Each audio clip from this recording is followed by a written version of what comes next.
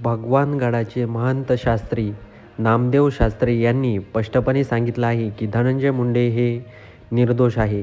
100%च धनंजय मुंडे हे निर्दोष आहे, मी हे ठामपणे सांगू शकतो. त्याचबरोबर धनंजय मुंडे यांनी काल भगवानगडावर मुक्काम केला. त्यानंतर नामदेव शास्त्री आणि धनंजय मुंडे यांच्यामध्ये चर्चा झाली. त्याचबरोबर धनंजय मुंडे हे रात्रभर भगवानगडावर मुक्कामी होते. त्याचबरोबर सकाळी पत्रकार परिषद नामदेव शास्त्री यांनी घेतली आणि धनंजय मुंडे यांना क्लीन चिट दिली आहे. त्यांनी म्हटलं आहे की तुम्ही धनंजय मुंडे यांची पार्श्वभूमी पहा, त्यांच्या हाताला किती सलाईन आहे, किती त्यांना त्रास होतो या गोष्टींचा, आणि ते खंडणी करो का घेऊन जगणारा माणूस दिसतोय का? मंत्री आहेत, चांगल्या पदावर आहेत, आमदार आहेत, असं देखील नामदेव शास्त्री यांनी माध्यमाशी बोलताना म्हटलं आहे.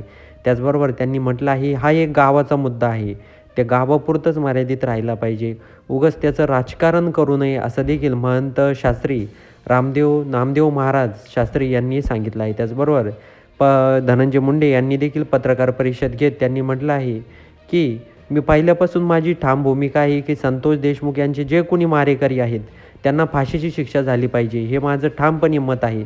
तरी पण मीडिया ट्रायल चालवत आहे. त्याचबरोबर जे नामदेव शास्त्री आहेत यांनी देखील त्यांची पाठराखण केलेली आहे असं दिसत आहे. त्याचबरोबर जे धनंजय मुंडे आहेत यांनी देखील नामदेव शास्त्री यांच्याबद्दल कौतुक केलं आणि ते माझ्या सदैव पाठीशी आहेत असं देखील त्यांनी म्हटलं आहे.